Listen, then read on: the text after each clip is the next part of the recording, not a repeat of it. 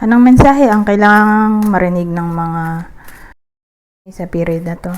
Pwedeng nangyayari na itong magiging reading o mangyayari pa lang. Kung hindi man, para sa inyo. Itong magiging reading, di baka para sa someone na malapit sa inyo o kakilala nyo mismo. Baka may lumabas na gender mamaya, gawin nyo na lang energy.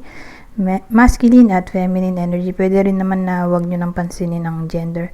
Di ko masasabi kung anong magiging reading, kung positive ba o negative, depende sa kung anong mapipick up kong energy. Walang masama kung papanorin ang Sun, Moon at Rising sign, kasi bakalin man sa mga yan ay mag-resonate na sa sitwasyon nyo.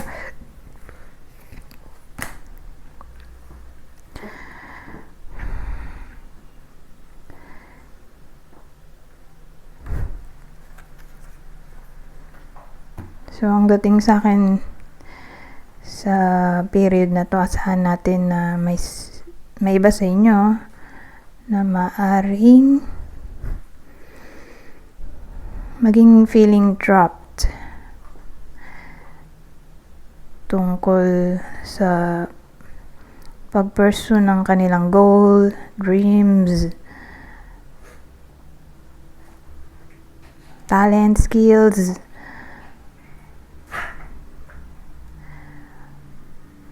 or mukha na tong procrastination.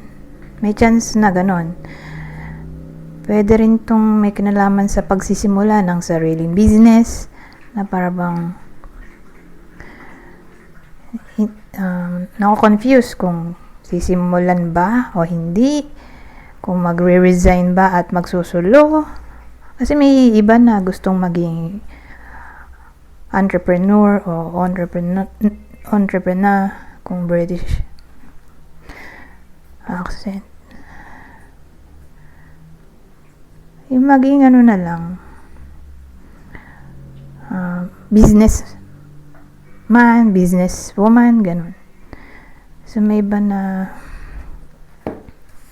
sabihin natin gusto nila, pero at the same time nagpo-procrastinate sila dito dahil siguro dahil sa kawalan ng confidence o self-assurance or resources. Pwede rin ganon.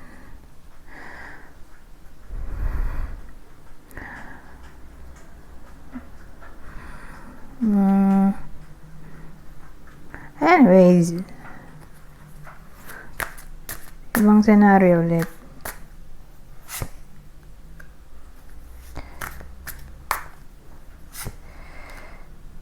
Wow, ito maganda oh. So sa part na to, kaya lang kasi sa ano to nasa una yung Magician, so nasa process pa lang ng pag-manifest ng Nine of Pentacles na may kinalaman sa contentment, satisfaction sa topic ng pera o promotion siguro.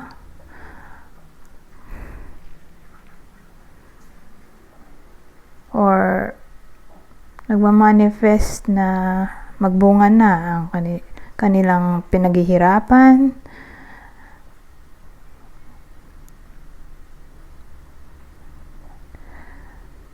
Or magkaroon ng increased salary somehow.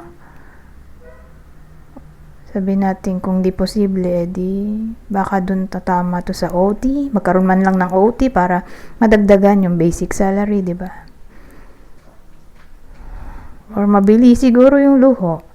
O magkaroon ng reward award sa workplace. Ngayon, punta tayo dito.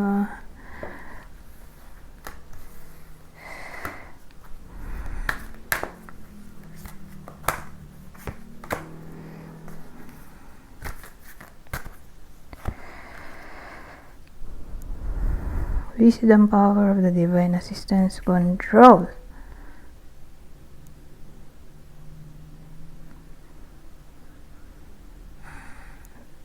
So, ang dating sa akin, in times of crisis, matutulungan kayo. Magsisend ng tulong ang universe para bigyan kayo ng assistance. So again, in times of crisis, ngayon, ibang case ay ang lesson na matututunan ng iba sa inyo sa period na to ay all about self-control, self-discipline.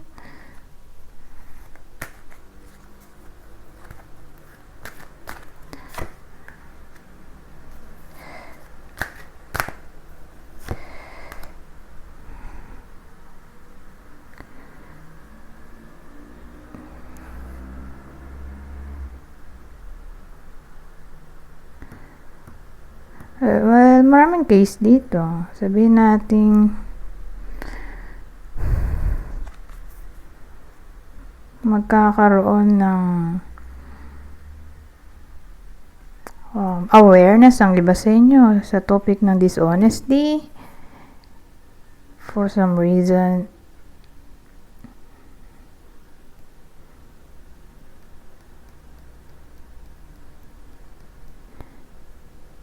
ngayon, kung nangyayari na to, doon na papasok yung discernment na it's about time to make a decision na layuan, di ba? Layuan na yung tao. Kung alam naman na nila sa sarili nila na mukhang hindi mapagkakatiwalaan, di layuan na. Kaya lang, madaling sabihin, di ba? Mahirap gawin, lalo na kung pinagkakatiwalaan mo, kaya lang nga for some reason ay na-betray ang trust ng iba sa inyo. So, mahirap siya layuan, di ba? Kasi nga, napamahal na sa'yo, kahit na gano'n na naging dishonest siya. Di ba? Mahirap gawin na lumayo. Lalo na kung naging importante yung tao sa buhay ng iba sa inyo. Pero again,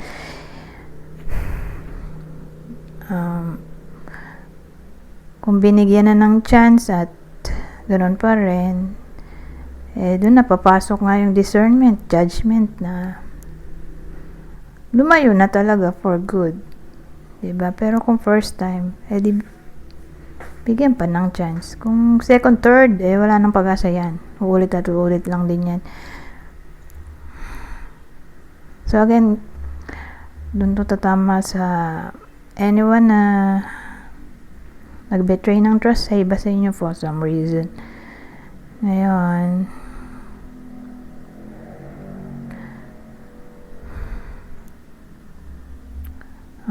ibang case ay be open na ilabas ang nasa isip, puso, or pag-express ng nadarama o thoughts sa period na to.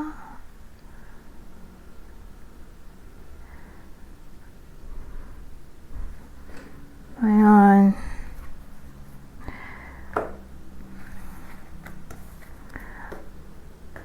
Dito naman tayo sa susunod. Ano pang masasabi nito?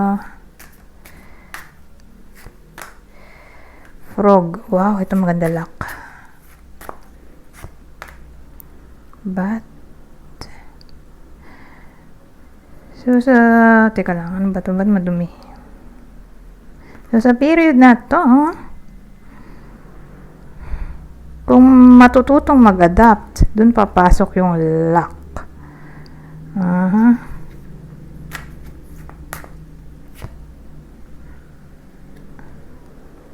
Well, ito, maganda rin, love. Love, survival. So, applicable to sa mga in a relationship. Okay? In a relationship, kasal, na kung anong unos o problema ang maaaring dumaan sa period na to, kasi 3 months to, di ba? Next 3 months. Malalampasan yan. Kasi nandito yung survival, di ba?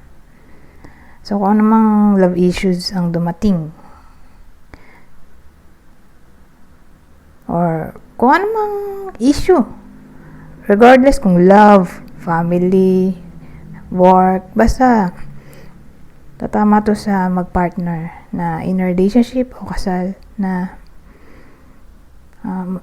malalampasan din ang mga pagsubok at Again, nandito yung survival. Anyways, hanggang dito na lang. Goodbye. For now.